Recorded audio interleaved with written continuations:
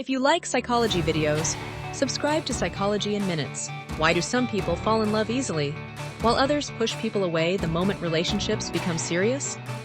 Why do some people constantly fear abandonment, overthink texts, and need reassurance, while others emotionally shut down whenever someone gets too close? And why do certain relationship patterns repeat again and again, even when people know they're unhealthy? Think about this. Maybe you've met someone who says, "I hate clingy people." But the second someone stops replying, they panic internally. Or maybe you know someone who desperately wants love, but loses feelings the moment emotional intimacy appears. Some people become emotionally dependent. Some become emotionally distant. Some become people pleasers. Some avoid vulnerability completely. Now here's the question psychologists became obsessed with. Could the way people experience love and relationships actually begin in childhood?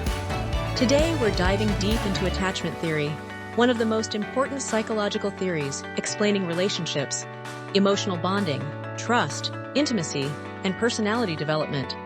We'll explore how attachment styles form, the 4 major attachment types, how they affect dating, friendships, work, emotional behavior, conflict, trauma, and healing. And most importantly, can people actually change their attachment style, or are relationship patterns permanent? To understand attachment theory, we first need to understand how it began. The theory was first developed by John Bowlby in the mid-1900s.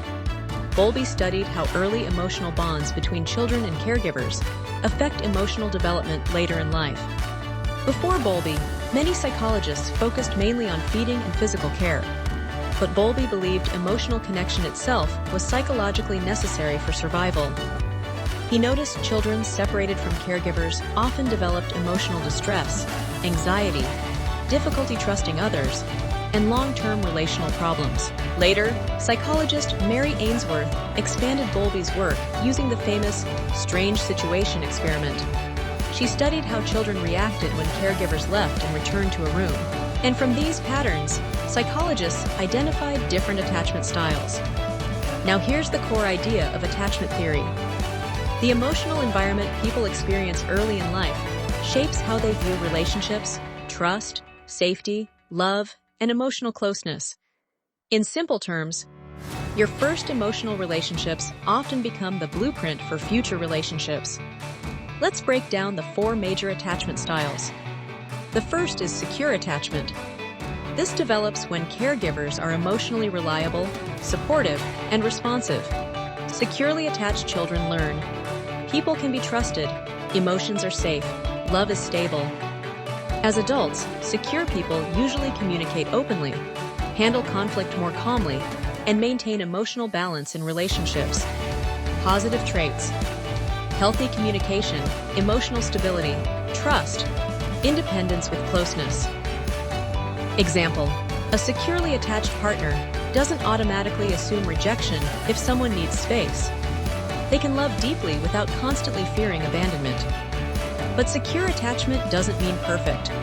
Secure people still experience insecurity, sadness, and conflict. They just recover more emotionally healthily. Now let's move to anxious attachment. This develops when caregivers are inconsistent emotionally, sometimes loving, sometimes unavailable, sometimes unpredictable. As children, anxious individuals learn, love feels uncertain. This creates hypervigilance around relationships. As adults, anxious attachment often looks like overthinking texts, fear of abandonment, needing constant reassurance, emotional dependency, people-pleasing. Example: someone may panic internally when their partner replies late, even if logically they know nothing is wrong. Their nervous system associates emotional distance with possible abandonment.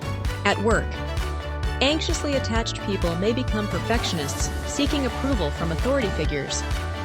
In friendships, they may overinvest emotionally and fear being replaced or forgotten. Positive traits: deep emotional care, empathy, strong emotional awareness. Negative traits: overthinking, emotional exhaustion, fear-based attachment.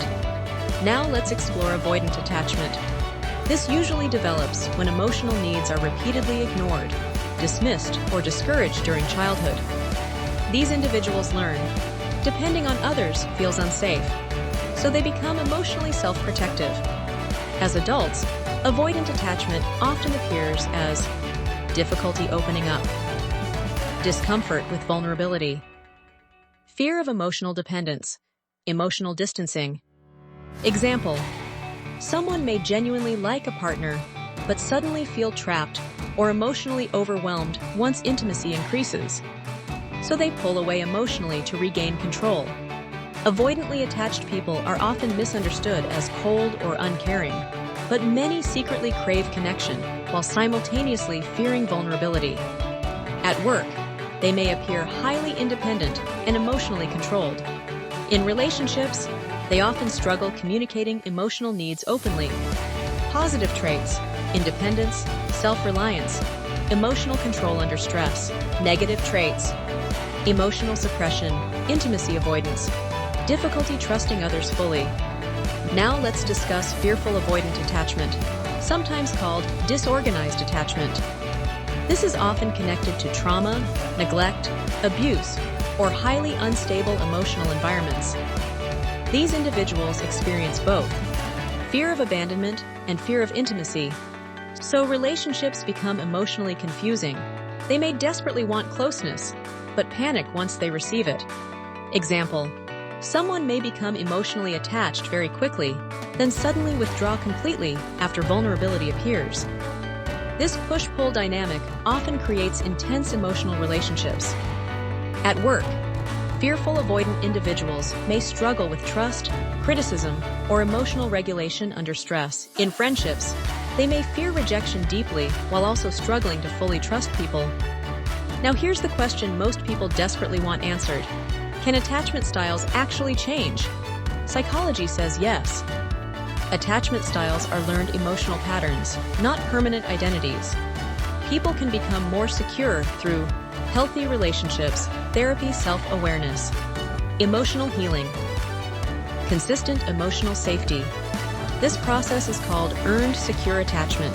And honestly, this is important because many people blame themselves for relationship struggles without realizing their nervous system learned survival patterns years earlier. Attachment theory explains why people react emotionally in ways they don't fully understand. Sometimes arguments aren't really about the present moment. They're about deeper fears underneath. Fear of rejection, fear of abandonment, fear of vulnerability, fear of losing control. Now let's talk about how attachment affects everyday life. At work, anxious attachment may create people-pleasing and burnout. Avoidant attachment may create emotional detachment from teams. Secure attachment often improves communication and leadership stability.